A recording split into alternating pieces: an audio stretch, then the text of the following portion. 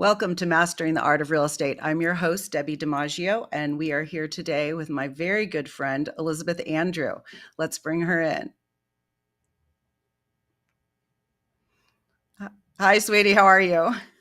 Good. How are you? Good, good. So you're in Del Mar today. Is that where you are today? I I am. It was so fun to see your intro there with I all of our childhood haunts. Exactly. It meant more to you. It meant obviously more to you since that's where we grew up. And I thought it would be really fun. Yes, Whitterfield and everything else. So Elizabeth, I'm going to call her Lizzie because I won't be able to say Elizabeth. So Lizzie and I grew up together from junior high on up in Piedmont, where the town we're from. And I have three favorite stories that I love to hear, and I could hear them over. One is your story. It's incredible, and I can't wait for you to share. The second story is a friend who escaped from Iran, which is just, it's so fascinating. And she rose, and I would love to introduce you. And there was one other story, and I'm blanking on it right now, but let's introduce Elizabeth and hear her story and her rise, her bottom to down and up, or was it up and then down and then up again? So, Elizabeth Andrew is a former tech CEO, co founder, and 5-time sales leader who has built, scaled, and advised high growth companies. As creator of the 4x4 method, Elizabeth reveals the playbook used by tech leaders to turn ambitious goals into reality. At a time when millions feel stuck in soul crushing careers, struggling with financial uncertainty, and searching for purpose, the 4x4 method offers a game changing approach, treating personal and professional growth like a high growth startup. By combining elite business strategies with a proven execution framework, Elizabeth empowers individuals to build unstoppable momentum and achieve their boldest aspirations. With a track record of scaling companies, building billion-dollar ventures, and inspiring audience through TEDx talks, Elizabeth has also established herself as a leader, motivator, and role model with her inspiring story of career reentry, breaking into the San Francisco tech scene at nearly 50. With no prior tech experience after a 17 years as a stay-at-home mom. Her journey is a testament to resilience, reinvention, and the power of ambition. Now she is sharing her expertise through coaching masterminds and the 4x4 method, helping ambitious individuals, entrepreneurs, and professionals unlock their full potential. Through her work, Elizabeth empowers others to embrace bold moves personally and professionally, push past limitations, and build the future they deserve. Her story proves that it's never too late to start something extraordinary. So, welcome, Lizzie. I love this story. So, before we go into the 4x4 method, which everyone's going to want to learn about, it was so amazing when I heard about it. It seems so simple, but today I wrote a quote that said, action creates transformation. And although it's a simple 4x4 method, there's a lot that goes into it, and you have to act in order to transform. But I love it. So let's talk about, let's start where you were living in Connecticut. Why don't we start there? You're married, you're a stay-at-home mom, you're having this amazing life. If we can start there and then go to how your rise and then your fall and then your amazing rise again. Yeah. In fact, I might give you a 2-minute Yeah. overview before that. Kind of Okay. what got me to Connecticut. And of Okay. course, you know, growing up in California and in the Bay Area, and after college, I was working in the financial services investment industry in the mutual fund space. I had been at Franklin Funds and then Wells Fargo Asset Management. And I was on the founding team that took the very first mutual fund company from zero to $1 billion for Wells Fargo Asset Management. It was the Overland Express Wow. funds. And the reason go back this far is because this is really the foundation of everything. Right. And after building the inside sales organization for Wells Fargo, I ended up getting transferred to the East Coast to open up the New England region. That's the investment capital of the world. So that was the last region we went into. So they asked me to go break into that. And so I did. I took it from 0 to 70 million, calling on stockbrokers. It's funny because I was the only woman in the room. They were all white men that looked like my dad, and Wow. the investment. out there. And but when I moved east, my family said, "Go for 2 years, have a great time, don't fall in love." And I ended up marrying a New York Italian character, and like most, late 20, early 30-year-olds, I didn't listen to my parents, and I ended up moving down to Connecticut and becoming a 17-year stay-at-home mom. So, Wow. that early career that I had was such a foundation for everything I've done in my career, Absolutely. because I had learned how to build from the ground up. I had built companies from the best in the industry. I learned how to build and sales regions from the ground up. So I ended up, in Connecticut, had a wonderful time raising my three beautiful children, and loved the opportunity to spend half of my adult life on the East Coast. It was such a different experience. And but in Right. 2011, I was on the East Coast for 20 years. In 2011, we ended up moving back to the Bay Area. Like a lot of people, it's a very common story. Really, around that 2007, 2008, 2009, Mhm. we lost everything. The markets fell apart in the East Coast, and we really lost everything. Right. And so, we were in financial distress, extreme financial distress. My marriage was unraveling. I hadn't Mm. worked in 17 years, and it was a time of Scary. survival Yeah. mode state. So many people can relate to, Right. particularly. Absolutely. So I ended up, we moved back to the Bay Area, tried to kickstart the marriage. That did not work. And I found myself a single mom, no child support, no alimony, 100% responsible for my three kids. And, I had to go back to work. And if it hadn't been for some close friends and family, we could have been homeless. I mean, it was really a very tough time. And, I found that I was completely unemployable. I mean, at one Wow. point, things had got so tough. I tried to get a job cleaning houses and couldn't. I mean, Wow. it That's was a very, incredible. yeah. And so I finally, I got to a point where I asked myself, how was I so successful in my 20s and 30s? And it's because I had a playbook. I created a Okay. business plan. Every single time, like every year, we had to submit a full business plan in building our sales region on what we were going to do. And it's not unlike diet and exercise, like you said at the very beginning. It's we all know Right. what we need to do. It's just Right. executing on it and having that plan to execute on it. And so I asked myself, what did I do? And I said, well, I'm just going to create a business plan or a sales playbook for my job search. And I did. And I was able to create momentum. And when I think about, like, let me go back to like building that region from the ground up. And I had been trained by the number two investment wholesaler in the world out of New York, before going out there. And it was as simple. It was field sales, having 4 meetings a day, 4 days a week, have one day for office, to be planning and scheduling, always be scheduled 2 weeks out. So you never wake up on Monday morning with nothing to do. Those are kind of the foundations of it. It's much more complex, Right. breaking down the Yes. reason and the strategy. But so that's essentially what I did. It's impossible to get 4 interviews when you're looking for a job, but just networking and going to networking events and that sort of thing. So I created a whole plan, ended up getting my first job on Craigslist, which was Oh, crazy. really? Wow. Yeah. But I was able to build momentum on that, and ended up becoming a 5-time sales leader, 3-time VP of sales. I've been through 3 exits, companies like HelloSign and Dropbox and Pluma and Natomi and Skillsoft, and some really great companies, and then ended up becoming CEO of a tech startup, which I sold last year, and so now I'm rolling into this.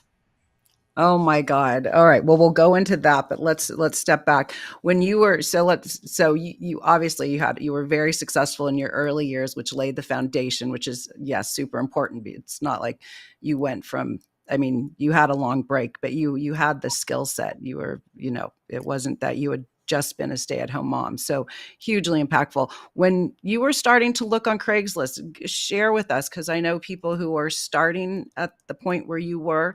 What were you looking on LinkedIn, Craigslist? What were you looking for? Did you know what you were looking for?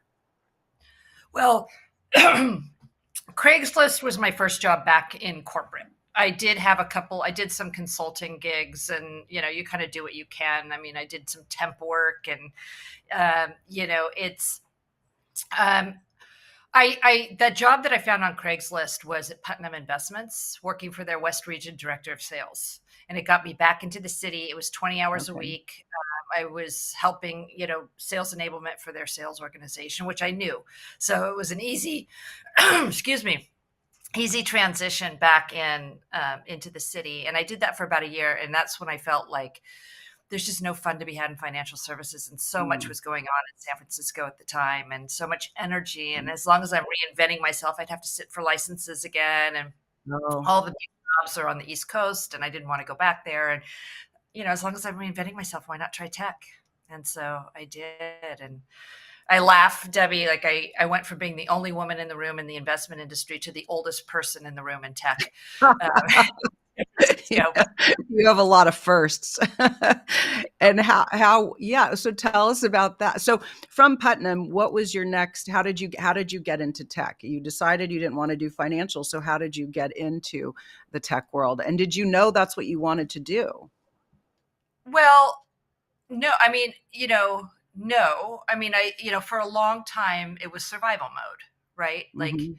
just trying to get back to work. I'm supporting three kids, Crazy. so, but I'm also very much of a lifelong learner, and I Mhm. become a student of my profession. So, I knew nothing about tech, absolutely nothing. And, in fact, I had a story when I was raising my kids in Connecticut, and I did a lot of nonprofit volunteer work in those Right. years, which, by the way, it wasn't until I took all of that off my resume until anybody would talk to me in the corporate world. Really? That's Yeah. interesting. Did you think that really helps? But that's interesting. Yeah, and it's so unfortunate because I mean, Yeah. I know you do a lot of nonprofit work too, right? And some of it is harder than anything I've done professionally. Right.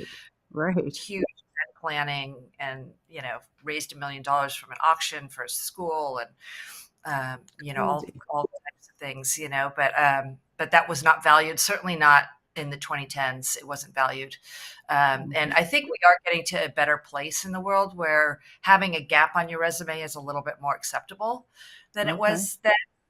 But at the time, people would look at my. First of all, I couldn't even get anybody to look at my resume, but they think you're out of touch, and Right. that's true. I mean, I was not up to speed on the tech. I wasn't, but you can learn that in a year. You can't teach 20 years of experience in a year. Right. Absolutely. So what was your first tech job? So my first tech job was at a healthcare tech company. Oh, right. Yeah, I got a job at a uh, healthcare tech company. They had just had a $14 million raise. They hired me on to be sales operations, which was a fantastic entry into tech. I know they did that because they knew I had all the sales experience and that I could really help in the enablement space, but it also got me up to speed with the tools. So right when I got that job, they sent me to Dreamforce, which is Salesforce's biggest conference, and I Oh, was a wow. spud. I parked myself at the I Genius Bar. I went to the expo floor and demoed every product on the market. I wow. came up with swag. My kids were delighted. I had drones and all the stuff, from a trade show. But Oh, I just learned everything I could, and I think that's one of the things that really contributed to my success is being that lifelong learner. And when I mhm. was trying to get into tech, then I just started becoming a student of my profession, and I followed news sources, TechCrunch. I remember at one point TechCrunch is, it's a lot of tech news and whatnot. And they were having an event in the Presidio. It was like $25, and there were food trucks. And I just signed up. I didn't know a soul. And I went and I wandered around. And I remember meeting Wow. somebody that had just moved here from India, in line for a food truck. He was a CEO of a company that he was building. And, we connected. We connected on LinkedIn. He didn't hire me, but years later, he ended up buying products from me when I was in sales at Health. Wow. So you I just never love know. It's the networking component, and every right. connection you make is going to lead to something. Absolutely. I love that. Well, I always talk about, um, looking for the magic, that daily spark, keeping an eye out, looking for the opportunities. And I love what you did. And this goes for anyone in it who has a business, service, or product, is getting out there like you did. You went to TechCrunch. That wasn't in your DNA before. That wasn't something that you were, you know, can't even say passionate about because you weren't there yet. Now, you got there, but you just opened yourself up and you went and you met people, and you also got to experience that space, right? I'm sure the people in all your different industries there. I mean, I could imagine the techies looking very different than the financial people. So you're now in a whole different space, which I don't know if, interrupt me if you want to go back somewhere, but I just had a vision about when you invited Adam and I to Dropbox. You were, I think, you had went from HelloSign, I think, to Dropbox. And I remember going there, and I felt like, I don't know if I was in a fraternity or sorority, and you were wearing jeans and amongst all these young people, and it was like a Friday. And you tell us about Dropbox and that whole experience of really being in that tech world, and Yeah. your perspective from a person, I don't want to say we're older, but an older perspective compared to a 20 something. But that was a really fun experience for us.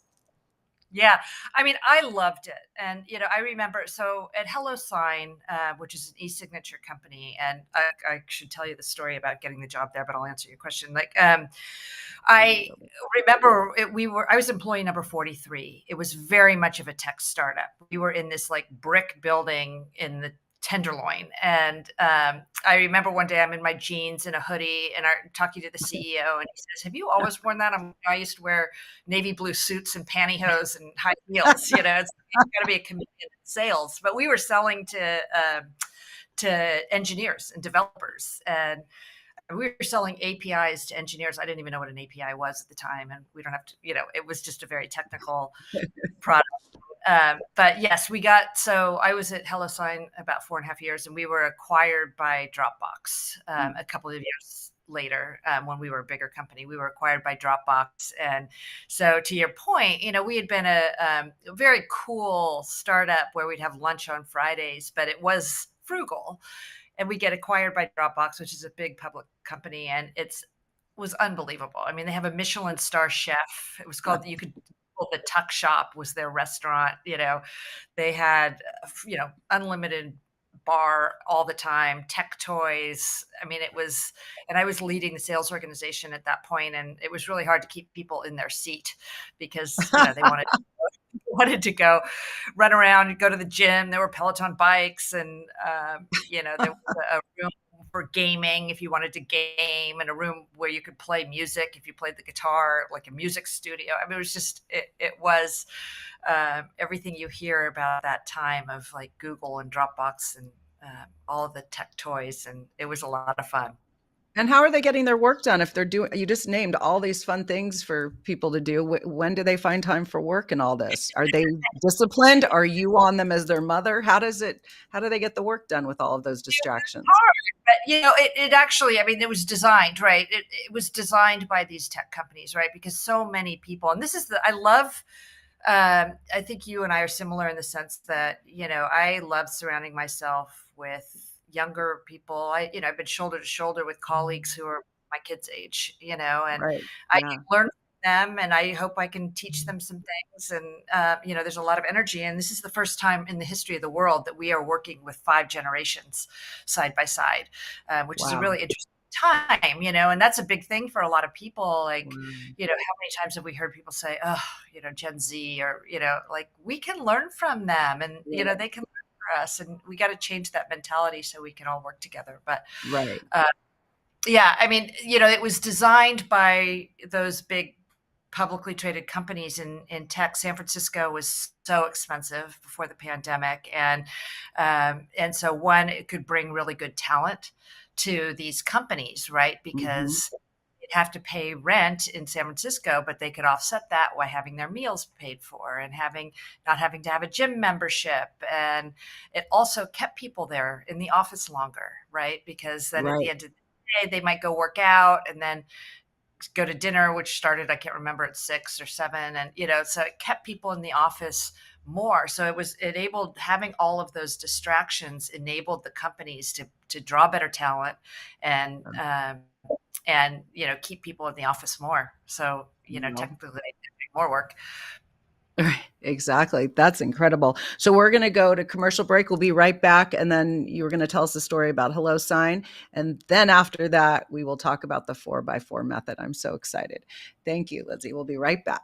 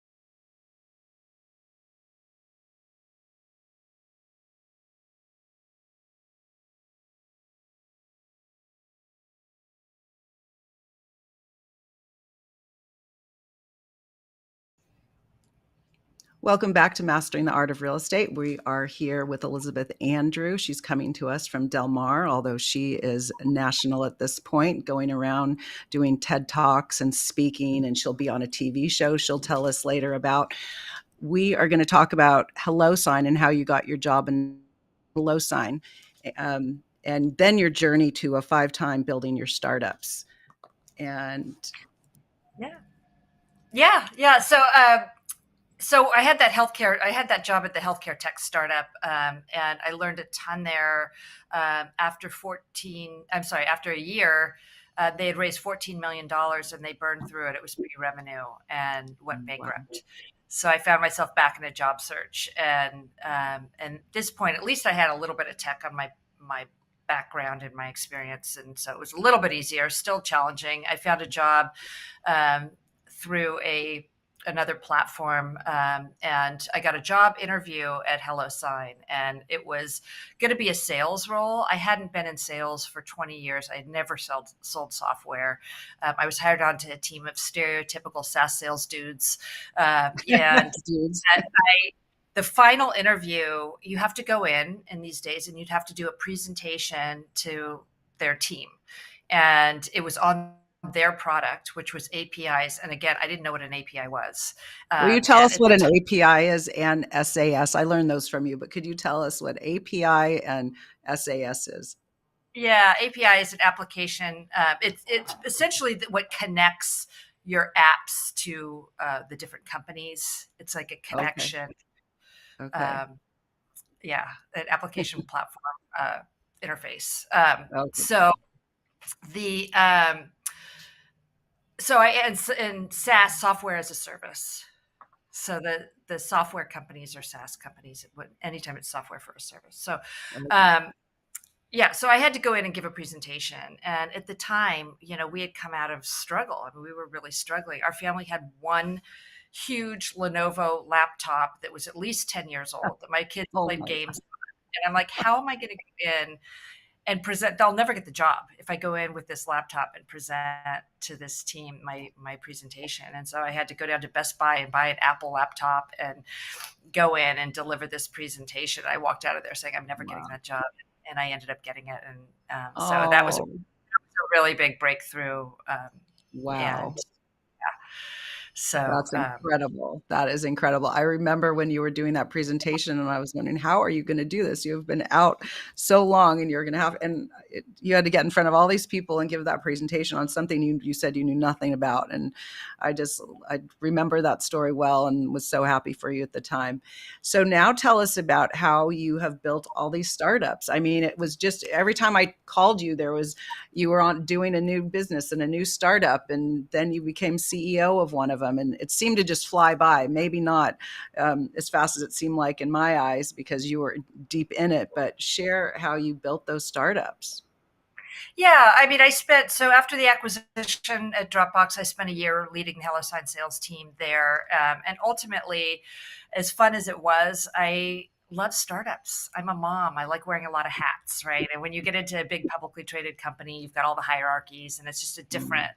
it's a different world. So I had an opportunity to go be VP of sales at a tech startup, and I really go back to those early days of building from the ground up in the investment industry, and Okay. uh, I love taking companies from founder led to creating the infrastructure to scale. And so that's what I've done multiple times. Is it's a formula. Again, it's not unlike diet and exercise, right? We all know what to do, but if you Right. just say, okay, lose 10 pounds, it's impossible. It's like you got to make a Right. plan. I'm going to work out 4 to 5 days a week. I'm going to cut out sugar. I'm going to eat this, that. And as long as you follow that plan, you'll be successful. And I think that's one of the big reasons why startups fail is they don't have that strategy. And if you look at the best companies, there's a lot of accelerators, Y Combinator and whatnot. Like they follow a formula. There's a plan that a lot of the big successful companies that we know of, like Dropbox and Airbnb, and they in those early days they built that infrastructure and followed the plan. And I learned that too when HelloSign was acquired, because both HelloSign and Dropbox came out of Y Combinator, and a lot of the systems and processes were the same. So Can you share, I mean, I know it's probably more detailed, but can you share a formula or the plan for a startup? well, I could tell you that's really the basis of the 4x4 method. So Oh, after building these perfect. companies, and then I went to I finally had been a VP of sales at an AI company for a year. I was working 80 hours a week and I had 3 days off. It almost killed me. I was the Wow. only person first generation Indian on my leadership team. I've been the only person that wasn't first generation Russian on a leadership team. I love And that. it was so much that I finally just woke up and I'm like, I cannot do this. And so I left and I wanted to start doing consulting. And then a founder came and asked me if I'd be co-founder of his company. And so I did that for about a year and a half, and we had a buyer and ended up selling it. But um, so then I'm like, there are so many people, millions of people right now that are struggling. People Hmm. are Yes. man, even people who love their job.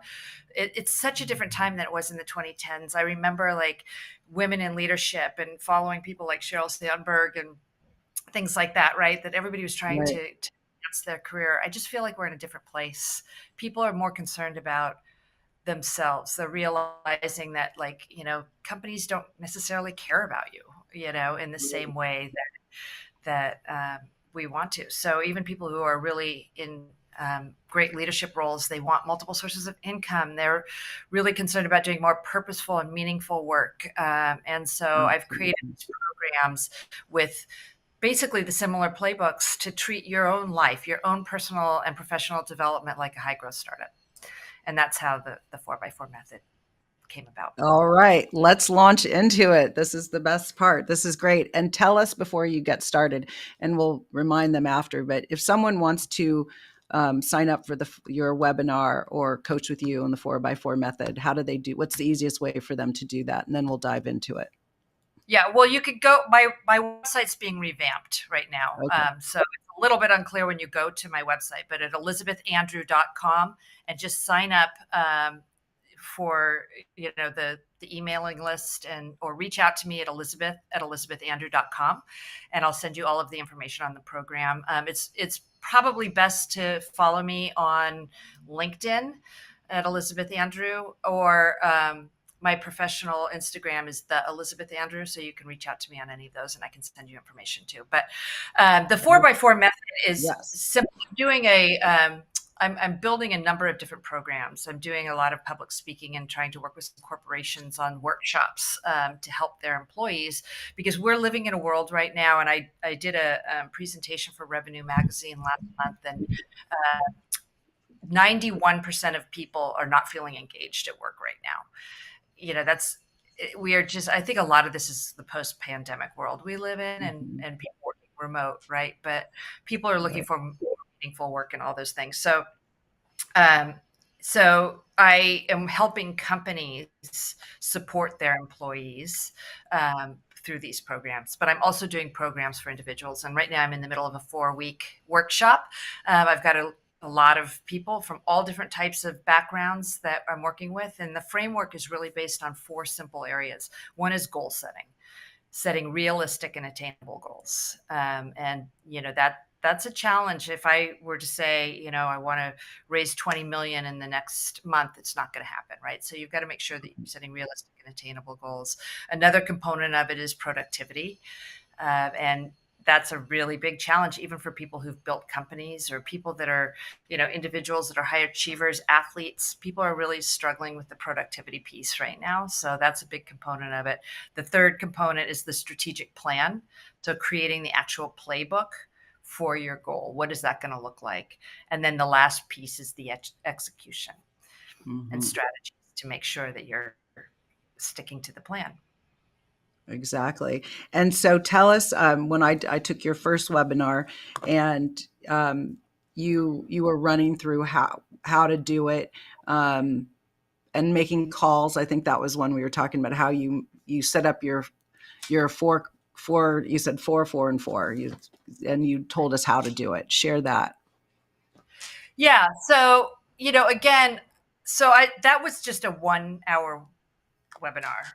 We get Yeah. much more detailed on it. Oh, of course, of course. We're just highlighting. Yeah. So it goes back to, and I will really customize this with people, individuals, as I work with them, Right. right? But it goes back to that original um, strategy of mutual fund wholesaling. Have 4 meetings a day, 4 days a week, always be scheduled 2 weeks out, right? Um, so I help people build basically a framework. Hmm. Uh, and there's a lot of different, I'm not sure exactly what strategy you're looking at, but like one of them is like, at the end of the day, make sure you write down the last thing I do at the end of every single day, whether it's before I go to bed or when I stop working, is write down the 4 top priorities that I have for the next day. And I Okay. stack rank them. And then I wake up in the morning, and the very first thing I do, you've heard that term, eat the frog. I do the first one first. And then if you Okay. get I hadn't heard of that. even before I have my coffee half the time, I make sure that I take that very first priority and I get it done. And I try Okay. to work through those top 4 priorities. And then, by midday, if you start to get distracted, because we get so distracted in this world with our Right. phones and everything else, right? Like, if you Absolutely. do that before you open up your Instagram or before you do anything else, eat the frog, do that number one task. Love Um, that. Strategies like that will help you implement Right. your. No, I mean, for it's great advice. And so, I mean, whether you're in real estate or whatever, if you're looking to lose weight or you're looking to connect with someone to build a startup, it's so important to build relationships. And I know you talk about that too, is it's building relationships, or how you go about. You spoke about how you were going about yeah, that's what you spoke about on the webinar. When you were looking for a job, you were constantly meeting people and you were implementing your 4x4 plan. And I thought Right. that was really great for people who are looking for a job, as well as someone in real estate. They're looking to meet more people so they can, build their business as well. Right. And there's so many different ways to do that. And I build a lot of that into the programming. Like, I classify them, there's may have been what you were talking about the four methods. Like, you can either try to teach somebody something, you could try to learn something, you could try to sell something, or you could just try to build a relationship with someone, right? So there's different Right. ways that you can have different objectives for what that outreach is, and you always want to make sure you have a call to action with Okay. each one of those. But it's incredible how, how one thing will lead to another. And it's really interesting in this process because I talk about the mathematics of momentum, Right. right? It's Hmm. like, by having specific um, outreach strategies and connection strategies, it creates momentum. And one of the things as a business owner that I love to say is, if nothing happens, nothing happens, especially as an entrepreneur, right? Right. And if you Absolutely. want to create change, and in this world where everybody is stuck, right? Nothing is going to change if you don't change, right? So Absolutely. you've got to do things differently if you want different results. And we've talked, I mean, I think we've all heard that saying, insanity is doing the same thing over and over and expecting different results. If you want different results, you've got to change. Absolutely. And you need the momentum. And that's, I coach our agents. I say, you have to be in motion. You can't be sitting at your house thinking like, oh, I'm going to meet, someone's going to call me and want to buy or sell a house. You have to be out there, whether it's you're getting dressed, you're going to the office, you're interacting with people, you go across the street to Starbucks, you get a coffee. You never know where it's going to come from. Just like you going to your first tech meeting or tech event, and you just started meeting people, and you put yourself in your head in a whole different environment than sitting at home trying to do whatever busy work you're trying to do. So this excites me so much. It's so fun. And I love your 4x4 method. So we're going to go to commercial break. We'll be right back with Elizabeth Andrew.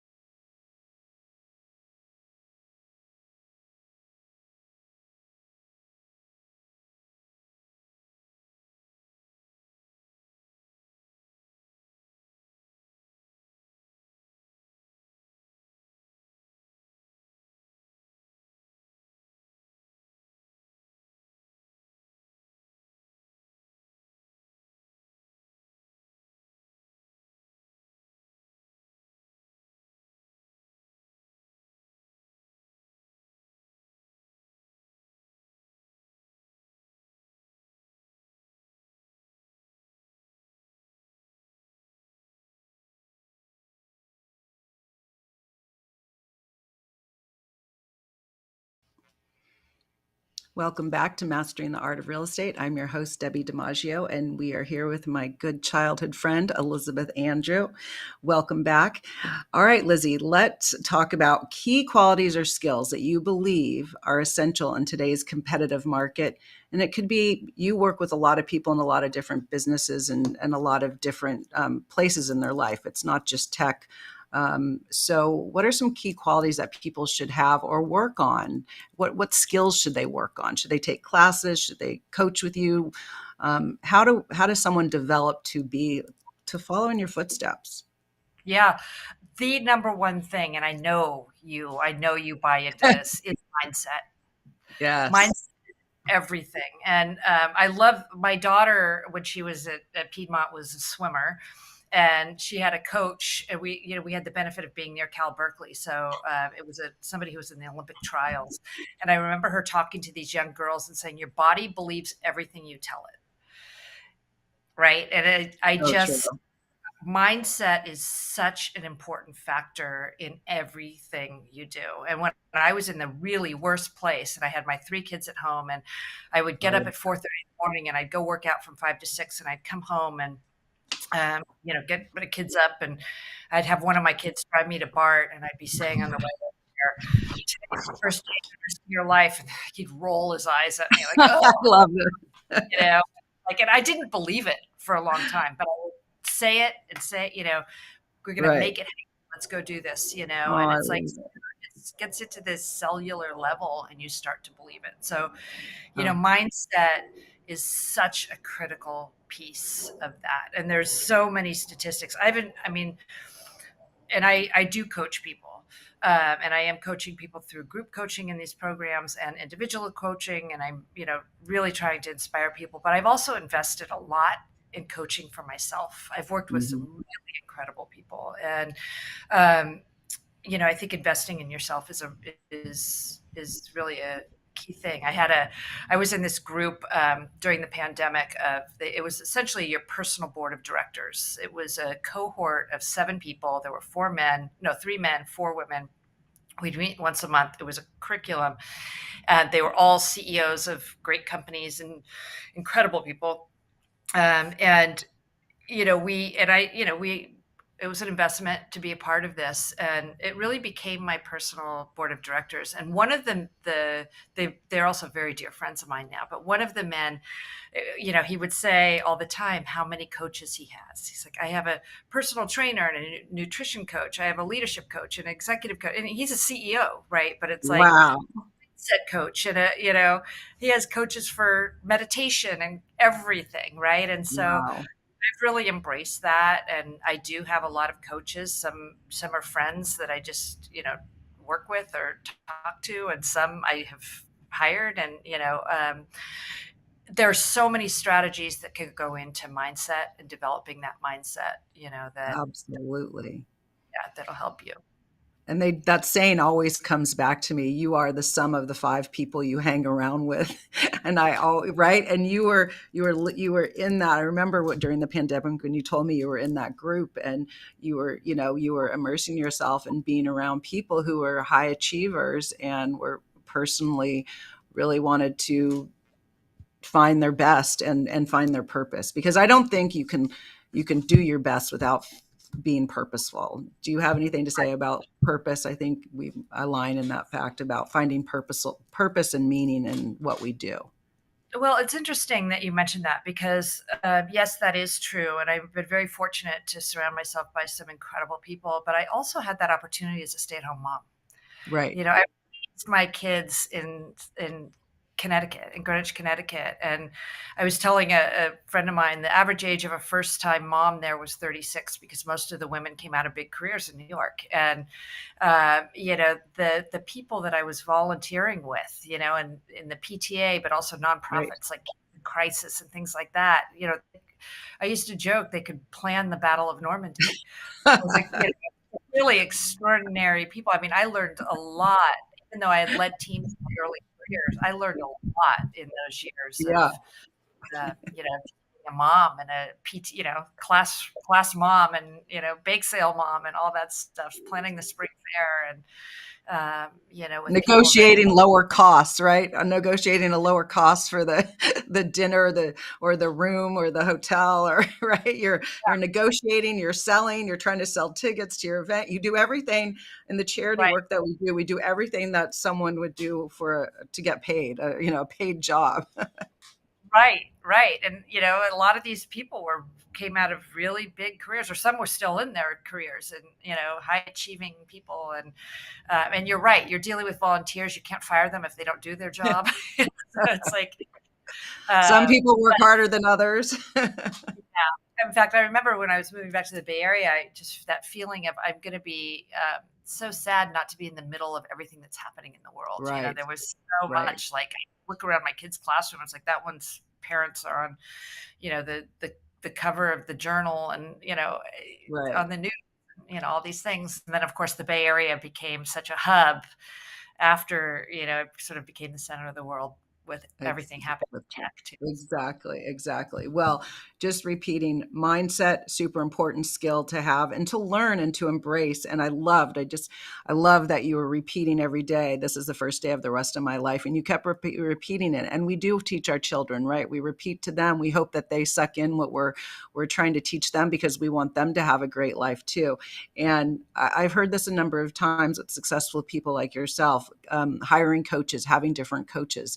And that is super important to continue to work on yourself. I mean, I've been in real estate over 30 years and things come up and I learn a new way to do something as I interview over the last year and a half on my podcast. And I'm hearing from top business people or real estate people, there's always something new. People do the same thing, maybe a little differently or a little more intently or intensely. And there's just so much to learn as we both are lifelong learners. And then you mentioned that you're bored. So whether it's a mastermind or your board, your personal board, I love that. And mastermind groups, similar, very good to continue to expand with colleagues in the same field or different field, but masterminds are super great way to learn from others. So now I want to pivot over to you did a TEDx talk. I don't even know what it was on and when you did it, and I want to know where you did it. And you know, did you hire someone to help you or did you just go on your own? So tell us about your TEDx talk, what the topic was and how you implemented. Yeah, that was crazy. Ironically, it was, it kind of came to me organically. I was at HelloSide. We had just been acquired by Dropbox. Our VP of sales had left, so I was running the sales team at that point, and it was the first month, and somebody called me up. Typically, you have 6 months to plan and prepare for a TEDx. And somebody called me up. I don't know what happened, if somebody dropped out or somebody was asked to leave, but she said, "Do you want to do a TEDx?" And I was like, "Well, okay." And she's like, "It's in a month." So I had a month to prepare for it. And I was in the middle of integrating, our team to the new company. And, but I just felt like I will never get asked to do that again, so I should say yes. So I did. So it was, I would love to be able to go back and do it if I had 6 months to prepare. It was on my story, my return to work. It was called Let Them Back In, really Oh, focusing to companies because, there's ageism, especially in mm-hmm. tech. And there really was, it was such a struggle to get back, not only without any tech background in San Francisco, but also being older and also having a 17-year gap on my resume. I mean, it was impossible to do that, right? So and there's so much that people with experience can bring to the table. And I really believe, and part of my TED talk, I talk about this shoe theory that I believe, because I believe, I know it's an interesting time in the world, but I believe in diverse teams. The statistics are diverse teams drive better performance. And part of my TED talk, I'm like, if you're in a situation, look under the conference room table, and if everybody's wearing the same shoes, whether it's sneakers, stilettos, wingtips, you got a problem. You I know, love it. That is so great. What a great visual for me. Yeah, yeah. So that's, so it was on returning to the workforce. And I've done a lot of talking, particularly before the pandemic. I spoke at Stanford and Cal and Dreamforce and a lot of Wow. places on my story of returning to the workforce. Well, that's incredible. I am just, as your friend, so happy and proud. Okay, let's pivot over to you.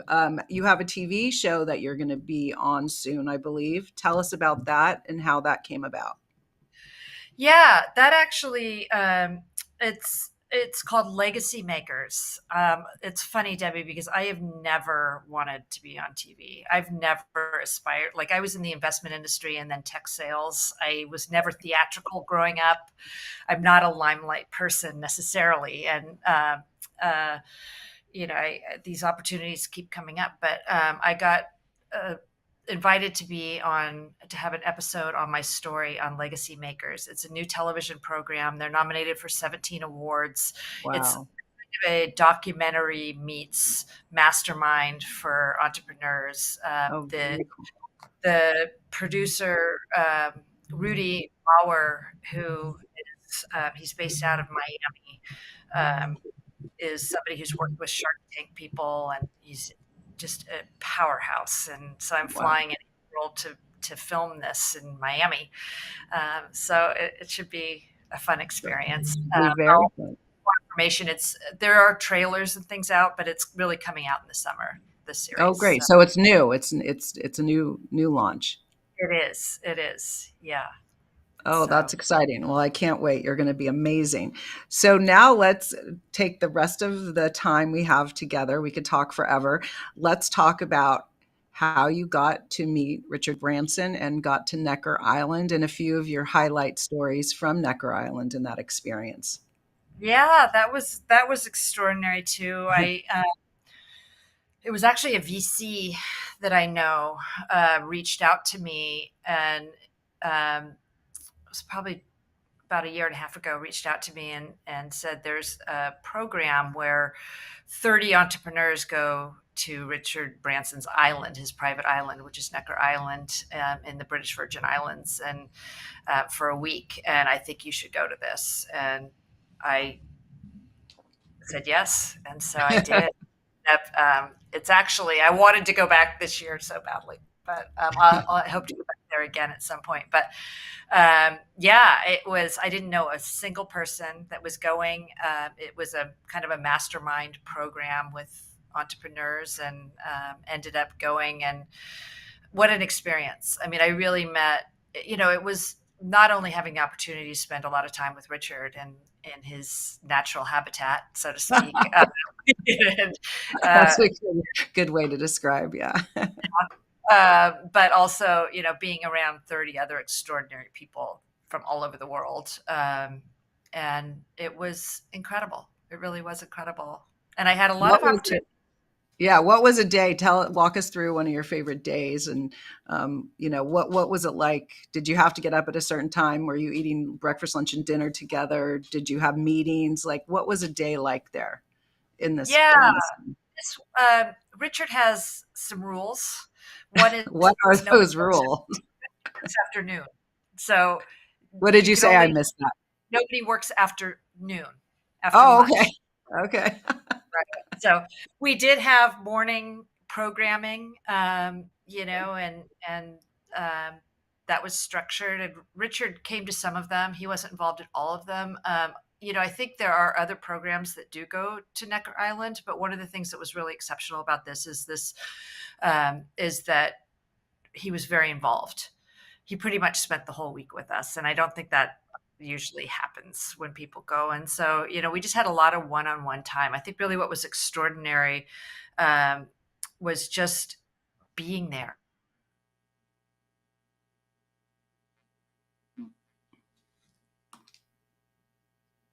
to people.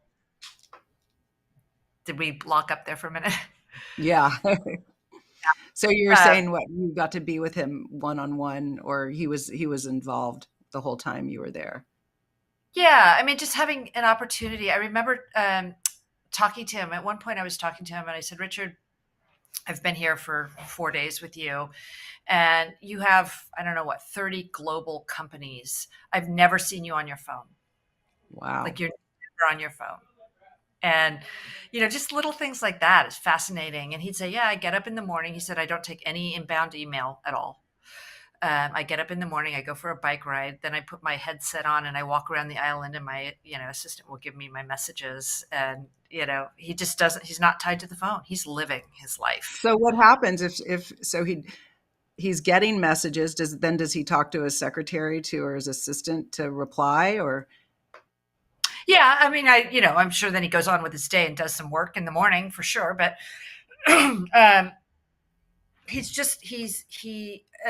another great story that I loved. It was one of his companies. It might have been Virgin Records or Virgin Air, and he had to select a new president of the company, or CEO or something, to run that arm of the company. And he wasn't sure. He was really caught because I think he had a few leaders that he was considering, and he wasn't sure what to do. And so he said to his staff, this is not when we were there, but he said to his staff, I'm going to just go. He fly a kite. So he takes a kite to the other side of the island and he's gone for hours. And I think it was one of the staff members was telling me the story. I was like, yeah. And so finally we were like, I wonder if we should go look for Richard, make sure everything's okay. So they go over to the other side of the island and they see his kite tied to a tree. And they look out in the water and, I don't know how many 100 yards out, he's just floating on his back. And they're like, is he okay? So they jump on a boat and they go out there to get him. And right when they get to him, he goes, okay, I know who it's going to be. That's how he makes decisions. Wow. Oh my gosh. That's crazy. What a fun time. I got to see some of your photos. It looked amazing. So, Lizzie, when I'm coaching or when I'm talking to agents or I'm listening on my podcast and I'm talking to people like yourself, I'm always talking to my 25-year-old self. That's when I was trying to figure out who I was in my life, what I was going to do, what my purpose would be, what was it? And so, what would you tell your 25-year-old self, or whatever point that you were having a tough time? What advice would you give them? Well, that's a good question. You've got this. You've got this. It's going to be okay. Right. And, Right. I don't give up. Absolutely. Keep pushing through and keep trying new things and keep moving forward. Yeah. Yeah. I love that. So tell me, you've lived in a few places, but you've been living recently in Del Mar in the San Diego area. Tell us what your morning routine is. I know, a lot of successful people have a really strong morning routine. Share yours with us. Well, that's interesting, right? And this comes to there's a term that they say in tech. It's called eating your own dog food. I prefer drinking your own champagne. I've had to implement the 4x4 method a lot by myself Oh, in okay. recent and working on a lot of the productivity hacks. Before the pandemic, and I'm not necessarily a morning person, but I would get up at 4:30 in the morning. And all these years that I was rebuilding in tech, I'd get up at 4:30 in the morning. I'd work out from 5 to 6. I'd come home, get the kids breakfast, commute into the city, walk across town, get my coffee, be at my desk at 8 a.m. and start my day. And of course, then the pandemic hits, and we go from that to like getting up and going to your coffee maker, and then sitting down at your computer, having a drink at the end of the day. Right? So, it's changed. One thing that I'm really working on is some of those simple productivity hacks, like that Hmm. rule of 4, like write down 4 things at the end of the day and do those first because it's Okay. so easy to get distracted. And then the other thing that I do, and I try very hard to follow it, is write down your perfect day. Oh, What does your nice. look like? Because I can very easily not have a routine. But I try to get up, at 7 o'clock every day, have my coffee. I take a walk with the dog, and then, and hit my top priority list. And then I try to take a workout more in the late late morning, midday time. Have a workout because that way I know I'm getting my work done. Hmm. And then I try to have meetings in the morning, but I also try to have block time for productivity in the morning because the afternoon, then it just goes down a rabbit hole. That's Right. when I turn into like squirrel, got an email. Right. Stuff comes at us at all ends. No, I love it. That's so great. This has been so fun. I love hearing about the other parts of your life that I haven't had a chance to talk about. And you are so inspiring. And share with us again how people can connect with you and coach with you.